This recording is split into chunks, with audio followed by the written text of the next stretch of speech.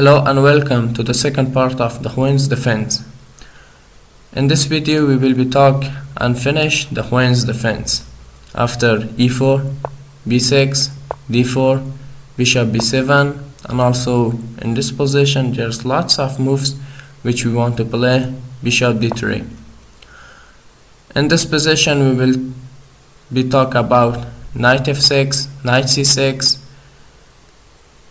e6, d6, and also c6. First of all, we will start with knight f6. In this position we cannot play e5 because, as you can see, our g-pawn is not bad and will be trap our rook. First of all, we want to defend it with queen e2. After e6 we can develop our bishop or knight, which we said always attempt to develop the king side, knight, the king side, bishop, and after that you can castling and develop other pieces. After knight f3 our opponent play d5 and we play e5 and close the position. And in this position, as you can see, black bishop is really bad position. And after knight f d7 we can develop our bishop, and after that, as you can see, our development is a little completed. c5, every time which you see the c5 you can so easily play the c3. If our opponent take, we take and we control our solid center. We play c3, and as you can see, if our opponent want to play like c4, we easily can play bishop c2. Knight c6, short castling, bishop e7, a4. The a4 is we want to play knight a3 and will be try to arrive our knight in great position.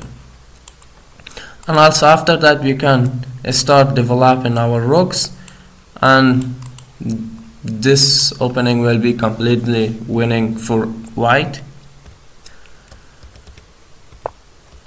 In this position we see knight f6, knight c6 is also really bad. We can defend our pawn with c3. After d6 we can play knight f3, g6, which is want to fianchetto the bishop. We are short castling. The short castling as possible is really important.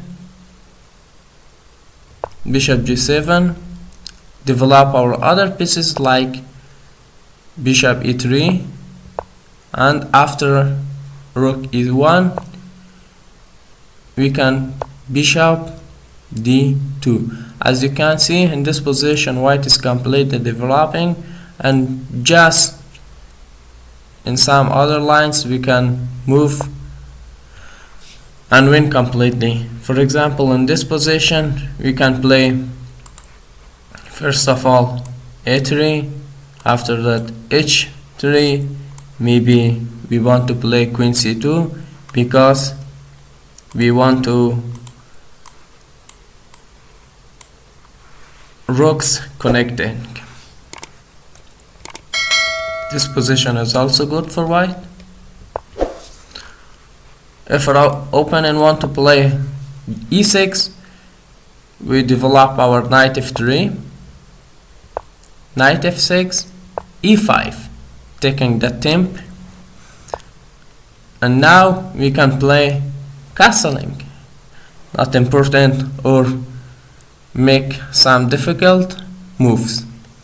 After bishop e7, c4, and take the queen side, short castling, and in this position, as you can see, we can move some great moves. For example, we can develop our rook, which is attacking on the knight, and also after that we can develop other pieces like knight f3, bishop, queen, and we'll be connecting our rooks. And also this position is great again because black bishop is really bad. Another line will be d6.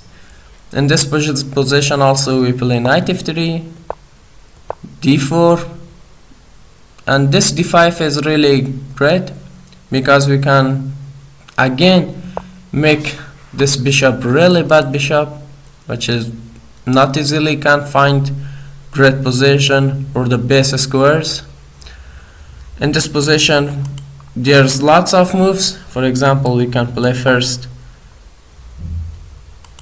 this bishop will be great.